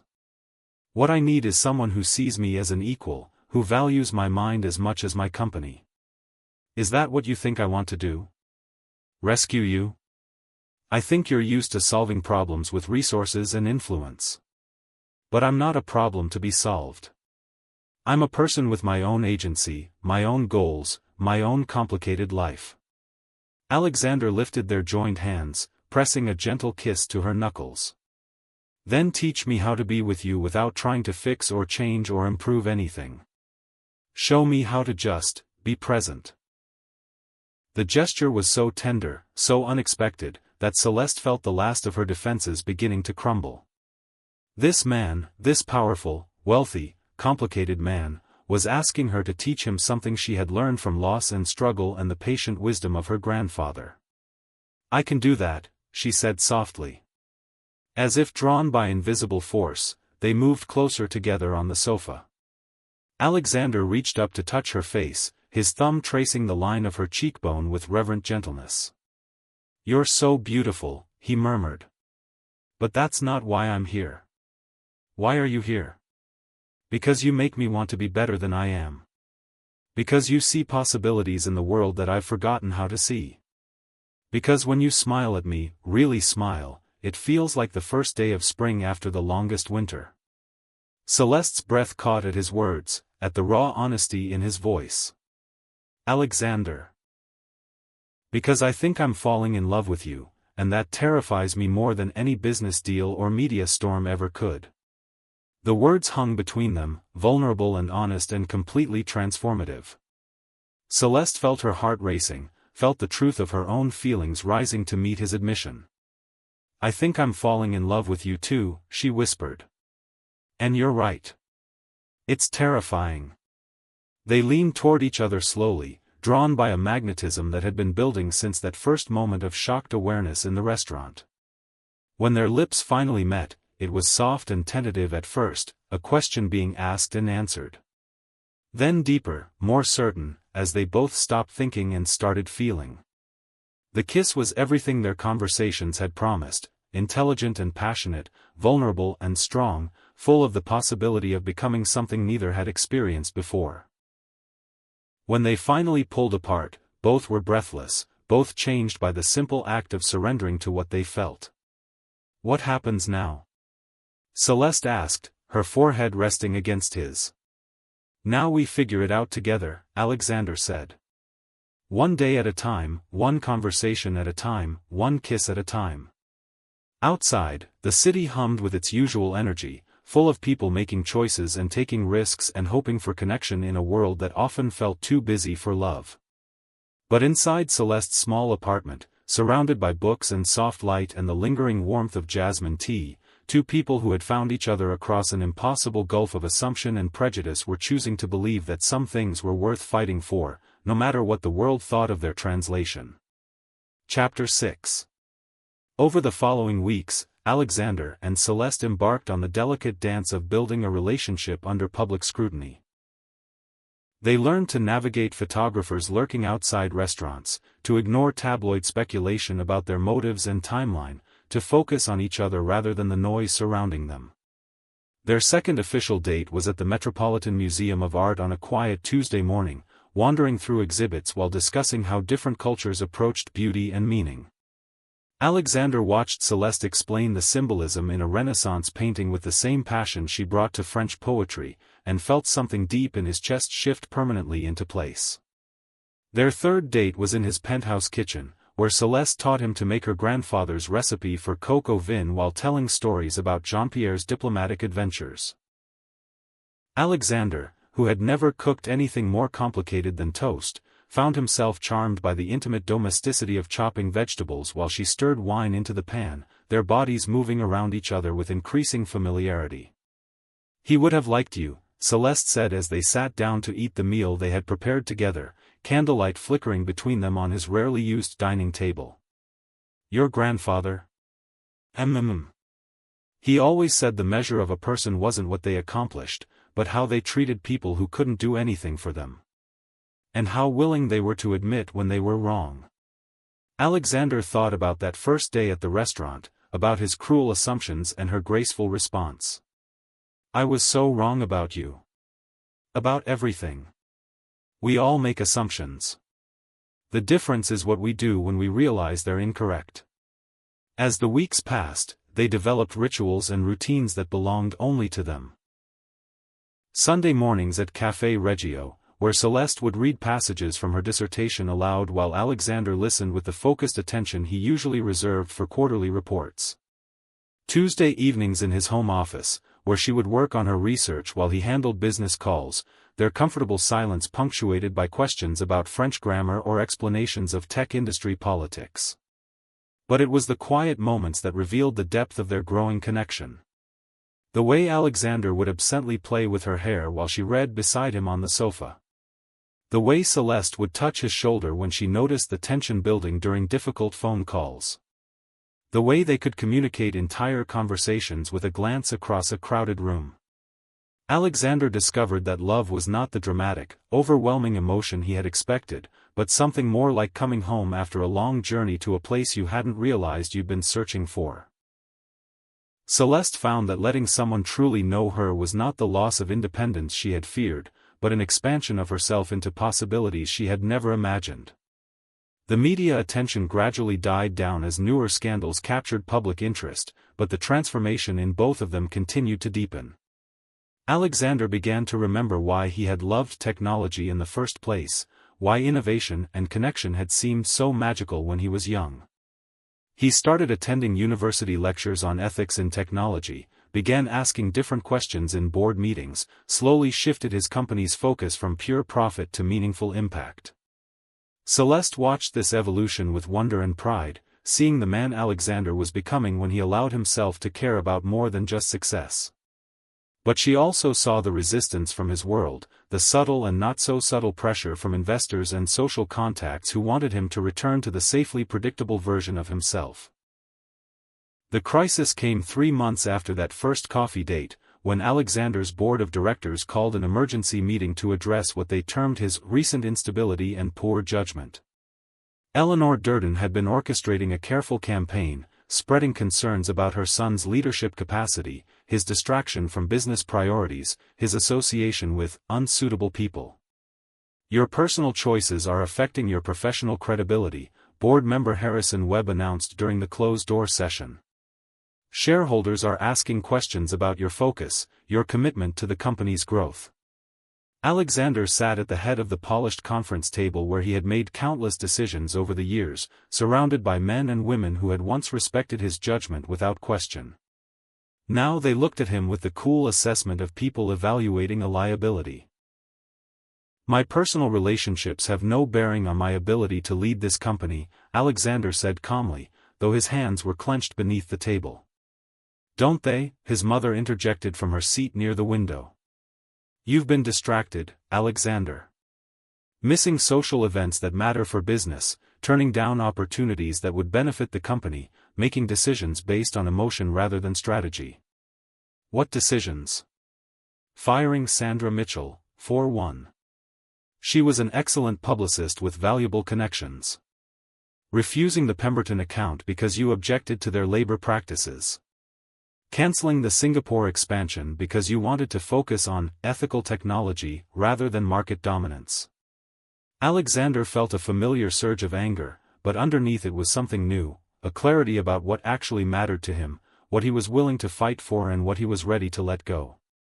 Those weren't emotional decisions, he said quietly. They were principled ones. And if this board thinks that makes me unfit to lead, then perhaps we need to have a different conversation about the future of this company. The room fell silent. Board members exchanged glances, recognizing the implicit threat in his words. Alexander owned 51% of Durden Technologies, he could overrule their concerns if he chose to. But he was also giving them an opening to challenge his leadership directly. Alexander, Theo Allen said carefully, no one is questioning your principles.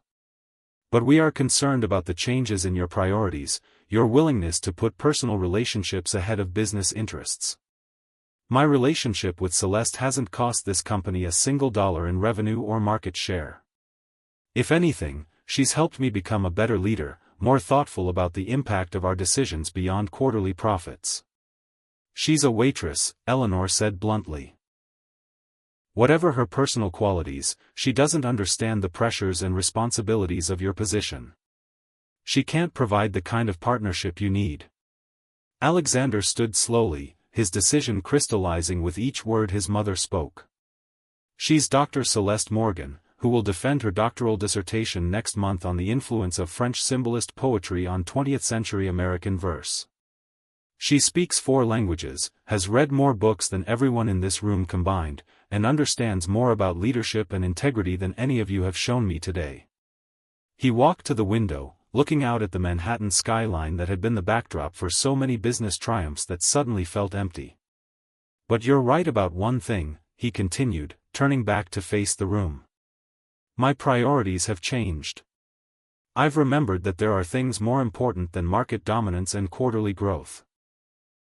I've learned that the most successful life isn't necessarily the one with the most zeros in the bank account. Harrison Webb leaned forward, sensing opportunity. So what are you saying, Alexander? Are you prepared to step back from day-to-day operations? Focus on the big picture while others handle the details? Alexander smiled, and there was something in that expression that made several board members shift uncomfortably in their chairs. I'm saying that anyone who thinks my relationship with Celeste makes me a weaker leader clearly doesn't understand what strength actually looks like. I'm saying that a company that can't succeed while being guided by ethical principles isn't worth leading. And I'm saying that if this board wants to challenge my authority, they're welcome to try. The silence that followed was absolute. Alexander's tone had been calm, almost conversational, but the steel underneath was unmistakable. Now, he continued, returning to his seat at the head of the table, let's discuss the quarterly reports. Unless anyone else has concerns about my personal life they'd like to raise in what is supposed to be a business meeting. No one spoke. That evening, Alexander found Celeste in her apartment, surrounded by dissertation materials and looking stressed about her upcoming defense. She looked up when he entered, immediately reading the tension in his posture. Rough day? She asked, closing her laptop and giving him her full attention. Alexander sank onto the sofa beside her, suddenly exhausted by the day's battles. My board thinks you're a distraction. My mother thinks you're unsuitable. Half my social circle thinks I've lost my mind. Celeste was quiet for a moment, processing his words and their implications. And what do you think? I think, Alexander said, taking her hands in his, that I've found my mind for the first time in years. I think you've made me remember who I wanted to be before I became who I thought I had to be. But the pressure isn't going away. If anything, it's probably going to get worse as we become more serious.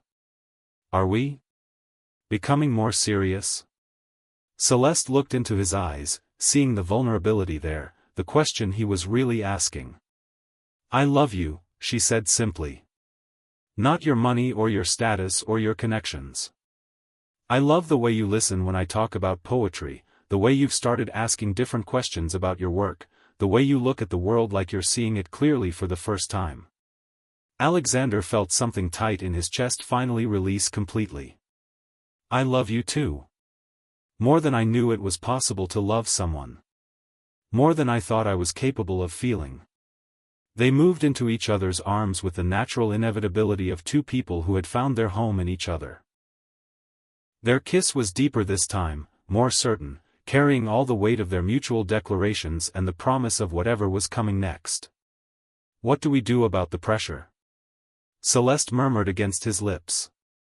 We live our truth and let other people deal with their own reactions to it, Alexander said. We build something together that's stronger than anyone else's opinion about it. As they held each other in the lamplight of her small apartment, both could feel that they were standing at the edge of something new and transformative.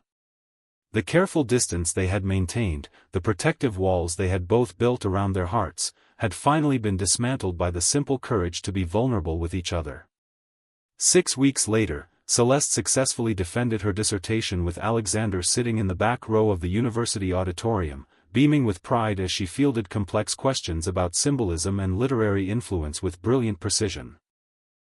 Her committee was impressed not just by her scholarship but by her poise and confidence, the quiet authority she brought to her academic work. After the defense, as they celebrated with Rosa and a few of Celeste's classmates at a small restaurant near Columbia, Alexander watched her laugh with her friends and felt a contentment he had never experienced. This was what happiness looked like, not the adrenaline rush of closing a business deal or the satisfaction of accumulating wealth, but the deep peace of being completely yourself with someone who loved exactly who you were. Dr. Morgan, he said later that evening as they walked through Riverside Park, the Hudson River gleaming in the moonlight. I like the sound of that, Celeste smiled, still glowing from the day's triumph. I have something for you. A graduation gift. Alexander stopped walking and pulled a small velvet box from his jacket pocket. Celeste's breath caught, her heart racing as she realized what this moment might be. It's not what you think, Alexander said quickly, seeing her expression. I mean, it is, but not yet. Not until you're ready. He opened the box to reveal not an engagement ring, but a delicate pendant in the shape of a book, its pages seeming to flutter in the moonlight. It's inscribed, he said, taking it from the box and turning it over. La beauté n'est que la promesse du bonheur, Celeste read, her voice catching on the familiar words. Beauty is but the promise of happiness. You told me your grandfather taught you that when you were 12. Tears spilled down Celeste's cheeks as Alexander fastened the necklace around her throat, his fingers gentle against her skin. I want to make you a promise, he said, his hands resting on her shoulders. Not of marriage, not yet, but of something equally important. I promise to love you for exactly who you are, to support your dreams without trying to change them, to face whatever challenges come together rather than letting them divide us.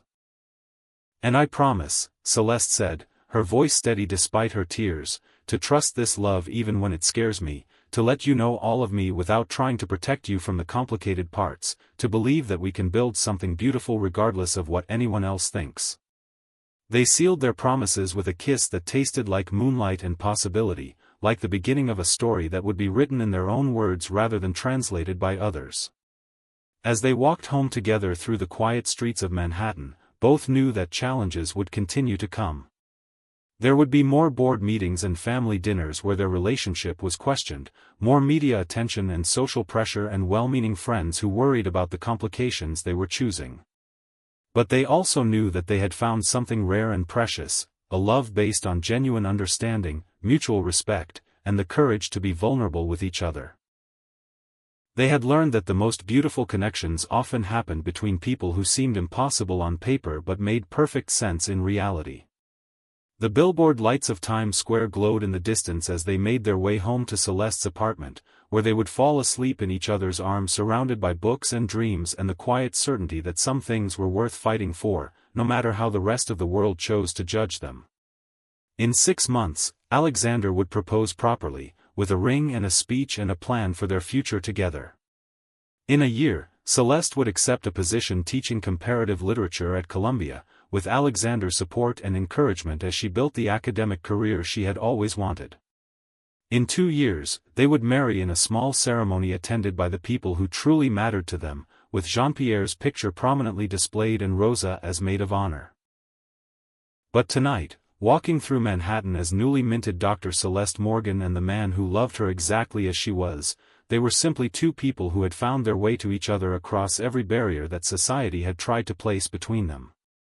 And that, they both knew, was the most beautiful beginning of all. Chapter 7. 6 months after that moonlit walk through Riverside Park, as spring painted Central Park in shades of hope and renewal, Alexander stood in the small bookshop where he and Celeste had shared their second coffee date. But this time, he wasn't alone. Hidden among the poetry shelves were Rosa, Theo, and Sophie Allen, Jean-Pierre's former diplomatic colleagues, and even Eleanor Durden, who had slowly come to understand that her son's happiness was more important than her social expectations. Celeste entered the bookshop thinking she was meeting Alexander for their usual Sunday afternoon browse through new releases. Instead, she found him standing in the French literature section, holding a first edition of Les Fleurs du Mal, that looked suspiciously like the one her grandfather had annotated for her years ago. "Alexander? What's all this?" she asked, noting the unusual number of people pretending to read in various corners of the small shop. "Remember when you told me that Baudelaire wrote about being drunk on poetry and virtue and whatever makes your soul soar?" Alexander said, his voice slightly nervous but his eyes bright with anticipation. "Yes." Celeste replied slowly, beginning to understand that this was no ordinary afternoon. "Well, you make my soul soar, Celeste. Every day, in ways I never thought possible. You've taught me that love isn't about finding someone who fits into your existing life, but about becoming the person you were meant to be when you're with them." Alexander set down the book and dropped to one knee, pulling out a ring that was elegant in its simplicity, a single diamond surrounded by small sapphires that caught the afternoon light streaming through the bookshop windows. Dr. Celeste Morgan, brilliant scholar, poet at heart, woman who sees beauty in Baudelaire and possibility in broken people like me, will you marry me? The bookshop went completely quiet except for a small gasp from Rosa, who was not so secretly filming the entire proposal from behind a display of contemporary fiction. Celeste looked down at Alexander, this man who had started as her worst assumption about wealth and privilege and had become the love she never knew she was searching for. She thought about her grandfather's words about taking risks for love, about the courage it took to believe in something beautiful even when the world questioned it. "Yes," she said, her voice clear and certain. "Yes, I'll marry you." As Alexander slipped the ring onto her finger and stood to kiss her amid the applause of their hidden audience, Celeste felt the same truth she had discovered that first day when he had misjudged her so completely. Sometimes the most important transformations began with the most painful misunderstandings. 2 years later, Dr. Celeste Morgan Durden stood before her first-year comparative literature students at Columbia University, teaching them about the power of language to transform reality, to build bridges between different worlds and ways of seeing. Her wedding ring caught the light as she gestured toward a passage from Neruda, and she smiled thinking about how her own life had become a testament to the poetry of unexpected connections. In the back of the lecture hall, Alexander occasionally sat in on her classes when his schedule allowed, still fascinated by the way her mind moved through ideas, still learning from her insights about beauty and meaning and the courage to see beyond surface appearances. Their marriage had not been without challenges. There were still social events where Celeste felt the weight of subtle judgment, still business situations where Alexander's priorities were questioned by people who couldn't understand that strength could look like vulnerability, that success could be measured in more than financial terms. But they had built something together that was stronger than outside opinion, a partnership based on mutual respect, intellectual engagement, and the deep contentment that came from being completely known and loved by another person. Eleanor Durden, who had become one of Celeste's most devoted supporters after watching her handle academic politics with the same grace she had shown in handling her son's arrogance, often told friends that she had never seen Alexander happier, more present, more genuinely himself than he was with his wife. Rosa Martinez, who had been promoted to assistant manager at Le Bernardin and was pursuing her own degree in hospitality management with Celeste's encouragement and Alexander's scholarship fund, remained their closest friend and most trusted confidant. She never let them forget the unlikely way their love story had begun, the public humiliation that had transformed into private joy. On quiet Sunday mornings, when Alexander and Celeste read together in the apartment they now shared overlooking the Hudson River, a space that combined his resources with her aesthetic sensibility to create something entirely their own, they sometimes marveled at the journey that had brought them together. "Do you ever wonder what would have happened if I hadn't responded in French that day?" Celeste asked one morning, curled against his side with her latest research project spread across her lap. "Every day," Alexander admitted, pressing a kiss to the top of her head. "I think about how close I came to missing this, to missing you, because I was too arrogant to see what was right in front of me. And I think about how close I came to letting your first impression be my last impression, how easily I could have decided you weren't worth the effort of understanding." They had learned that love was not the fairy tale of perfect people finding each other, but the harder and more beautiful work of imperfect people choosing to grow together, to challenge each other's assumptions, to build something meaningful from the raw materials of mutual respect and genuine affection. As the morning sun painted their apartment in golden light, illuminating the books that lined their walls and the art they had chosen together and the photographs that documented their journey from that first shocked moment in Le Bernardin to this quiet domestic happiness, both Alexander and Celeste understood that they had found something precious and rare. They had discovered that the most profound connections often began with the most profound misunderstandings, that judgment could be transformed into love with enough courage and honesty, that two people from completely different worlds could create a third world together that was more beautiful than either could have imagined alone. In a society that often measured relationships by surface compatibility, shared backgrounds, similar incomes, matching social status, Alexander and Celeste had proven that the deepest bonds formed between minds and hearts that challenged each other to become better, kinder, more authentic versions of themselves. Their love story had become legend among their friends, the tale of the billionaire who learned to see beyond appearances and the scholar who taught him that wisdom came in forms he had never expected to recognize. But for them, it was simply the foundation of a life built on truth, trust, and the daily choice to love each other not despite their differences, but because of the way those differences made them both more complete. As Celeste once wrote in a letter to her grandfather's memory, "You taught me that education was about becoming more myself, and Alexander has become part of that education, teaching me that love, too, is about becoming more yourself in the presence of someone who sees and celebrates exactly who you are." And Alexander, who had spent years building walls around his heart, had learned that the greatest risk was not in loving someone, but in failing to recognize love when it appeared in unexpected forms, speaking unexpected languages, challenging every assumption about what happiness was supposed to look like.